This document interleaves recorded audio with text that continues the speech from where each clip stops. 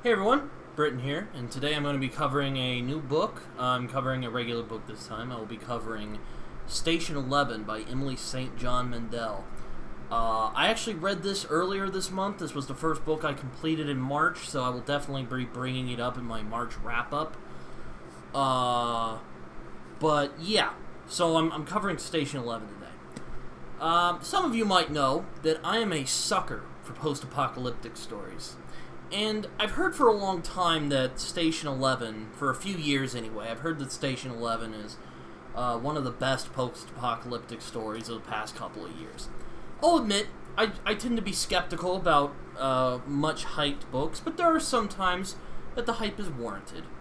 I will not say that I was blown away by Station 11, but I did enjoy myself when I was reading this.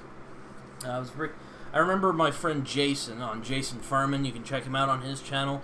He mentioned that he told me anyway, we talked a few times about this book, he mentioned that he made a video talking about the TV show, which admittedly I have not seen.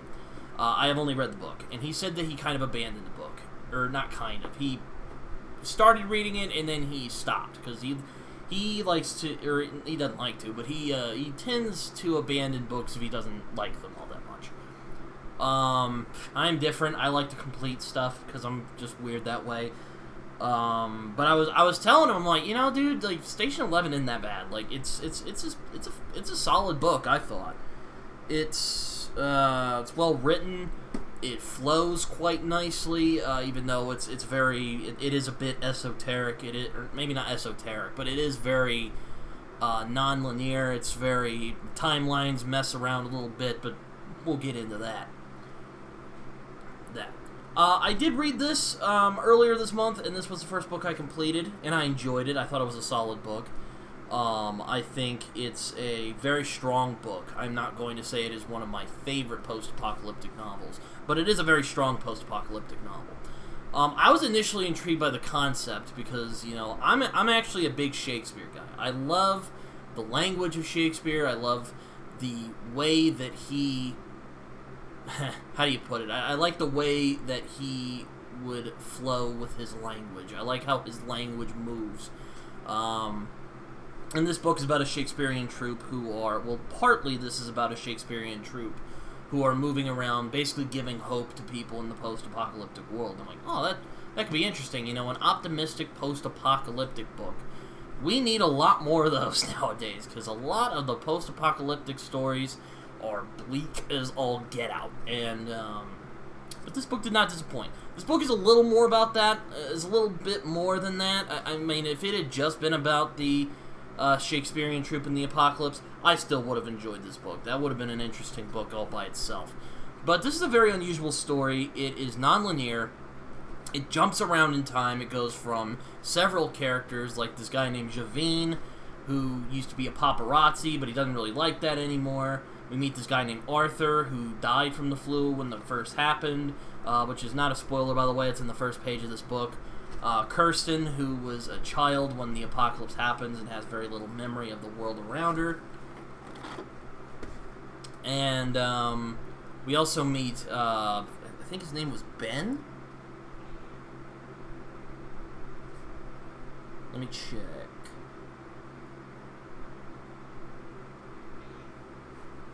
Clark. The guy's name's Clark, my bad. Anyway, the guy's name's Clark. We meet all of them. We also meet this guy who's he's called the preacher, the prophet, my bad, not the preacher. Who, you know, is kind of your typical guy who went batshit and started, you know, saying that this apocalypse was prophesized, and, you know. So this isn't like a completely unique post-apocalyptic book, but it is unique in how it's told. Mainly it jumps around in time.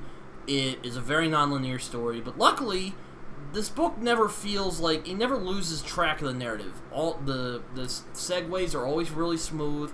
You always understand what's going on. There isn't a lot of skullduggery going on. That's probably the wrong word. It's not complicated, but it could have easily gone off the rails, but it didn't. I was actually reminded a lot of Lost when I read this, which is hilarious because there's a character in this named Saeed, like there is in Lost. But really, I compare it to Lost. I mean, I think this wraps up a lot better than Lost did, but it reminded me of Lost because, one, it's about a group of survivors trying to make it in this really bizarre situation, and for another, it's also much like Lost, because Lost often dealt with coincidence, the power of coincidence. Is this, and this book similarly kind of goes through a lot of what Lost went through, exploring, is coincidence just that, coincidence, or is there a message of, or is there a, is fate moving them along? Is it fate or is it just coincidence? That's really what this book asks, and that's why it reminds me a lot of Lost. The characters in this are solid. I wouldn't say they blew me away, but they did their job. I did like them. There were certain ones who I thought were really neat. I particularly liked Clark, even though I forgot his name. There's also one named Miranda, who creates the comic, which this book has its title from. She was actually my favorite character in the story. I could definitely relate with her dealing with the strange. I could relate with her being an introvert and not really feeling at home because her husband. She's married to a guy she's married to Arthur, who dies, and in flashbacks we see she's hanging. She was married to him. She hangs out with him. They have parties together, and she doesn't really like it all that much. She would much rather just stay alone and work on her comic and all that fun stuff. And I find that really relatable. That's a lot like how I am.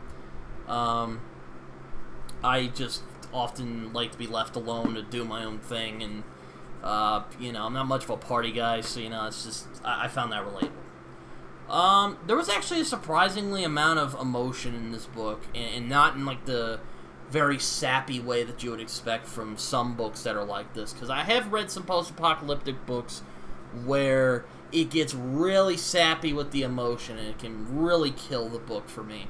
But luckily, this book didn't do that. The emotion is well handled. It has a light touch. It shows you how it is, and it lets you lets you do the work for it. It lets you do the work. This book was sometimes funny, sometimes tragic, sometimes poignant, and even moving on occasion. There were some points that really punched me in the chest and made me feel really sad, because, as a post-apocalyptic book, a lot of sad things happen in this book. Look, really the only issue I had with Station 11 is that not everything comes together. It's not like you're not going to get the, I don't want to spoil the ending, but to keep things vague enough, but also kind of give you the idea on what I mean. It's not like all of the characters come together and have this like big showdown type of thing that you would expect in a lot of stories like this. But mostly, I enjoyed the journey that this book took me on. And I enjoyed the story that this book told. It's one of those books where it's not really about the destination of the journey, it's more about the journey you take alongside the characters. And I really like stories like that because it really can create a lot of interesting... It can create a lot of interesting scenarios, and it really can foster character development, which I enjoy. And there's a lot of tragedy in this book as well, but it's surprisingly a very mellow book. It's not too bleak. It's not one that you're just going to be depressed by the time it's over. It definitely has that where there's life, there's hope type of message, which is something I personally identify with. There's some people who might not really, like that, or maybe not like it, but maybe some people who, might think that's cheesy. But I personally kind of buy into that, and I think this book explores that very well. There's not really much else for me to say about Station 11. There are plenty of other reviews out there that have explored this book as well. But ultimately, for me, I find this book is about, it's actually about the character of Arthur, who is, like I said, dies in the first page. And it's basically about him and all of the people who he touched in his life along the way, and how he influenced people, rather it be intentionally or not. Because every one of the characters, all the things they have in common is that they are all connected to Arthur in some way. And I find that this book talks about the impact he had on their lives and really what that means. Now, did this message come across in the best way and make some big grand statement? No, but I thought that was a really interesting touch to this book.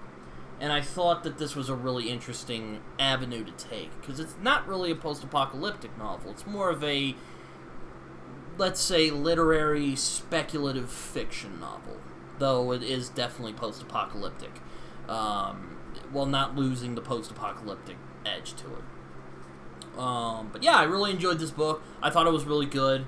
I think I will check out more of Emily St. John Mandel's work, because I really like this book. But you know, there's so much to read, so little time, all that fun stuff. And yeah, I think that's all I got for today. I hope you guys enjoyed this video. Check out Station 11 if you haven't already. Check out my Twitter, my Goodreads and Letterboxd, which is where I write reviews. Probably sound much more coherent than the one you just heard. Go check me out on Discord. Come talk to me. I would love to hear from you guys. And not really much else for me to say. But I hope you guys enjoyed this video. And check out Station 11. So, alright. I'll see you until next time. I've been Britt.